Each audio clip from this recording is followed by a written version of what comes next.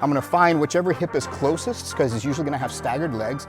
I'm gonna put my foot here, laces out. I'm gonna grab a hold of the ankle on the same side where the foot placement is. And if I just push and pull right here, I have the leverage to sweep him, but he still has mobility in this leg. So I'm gonna take that away with my other foot, since I can't really reach it that well with my hand. As we go to do this, if I just make the sweep off of here, then he falls, usually to the side that I've got all the leverage on. Now I can get myself back up to standing. I can scoop, again, re-engage or disengage. What's up, guys? It's Eli Knight here with Knight Jiu-Jitsu, and I'm gonna show you some ways that we can get ourselves back up to standing if we're grounded versus a standing opponent. So if I found myself here, maybe I got knocked down, or maybe he stood up in the middle of a conflict, and I've got to get myself back to standing somehow, because this is not an optimal place for me to be. So the first thing is, if I have the distance, then I want to be able to kick from here. So I need to have my knees withdrawn back in. I want him to see the bottom of my feet, not the top of my shoelaces like this, because he can push it down easier. So I'm kind of water bugged up like this here, so I can strike whatever is available. I don't want to overcommit and miss and then like be off center, and then he's going to get past my legs. So I'm going to strike whatever targets are available, whether that's the groin, whether it's knees, whether I'm stomping both feet on the same knee in the front.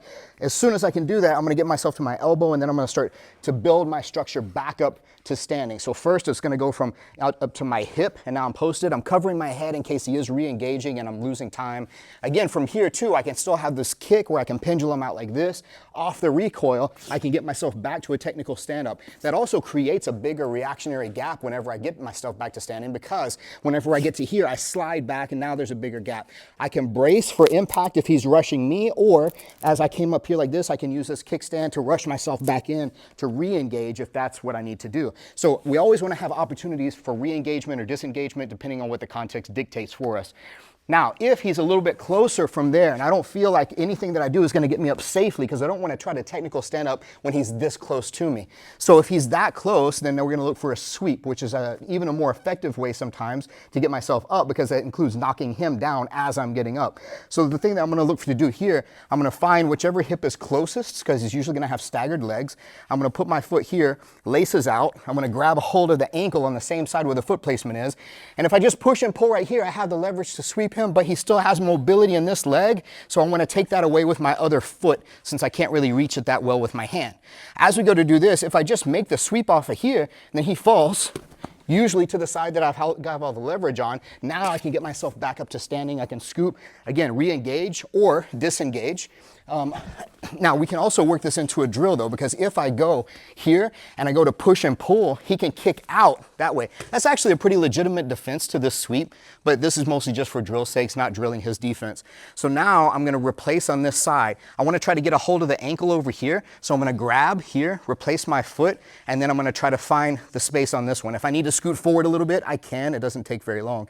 I go here, I push, pull, he kicks out again for drill purposes. I pull myself to the side, I capture his ankle, I replace the foot, and then I go here. So we can work this all the way up and down. We get lots of repetitions over that. If I want to put a punctuation mark on it, after he kicks out of the last one, here like this, I'll switch to this side, swap my foot inside here, boom, and make that secondary kind of tripod sweep here. As we're coming up, I'm covered in case he accidentally or on purpose comes up to hit or kick me.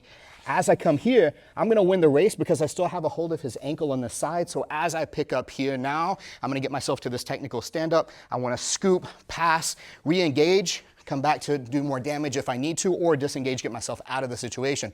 So these are ways not only can I do a technical stand-up, get myself back to a safe standing position to re-engage or disengage, but also how I can sweep him in a couple different ways to get myself up more safely, creating that opportunity.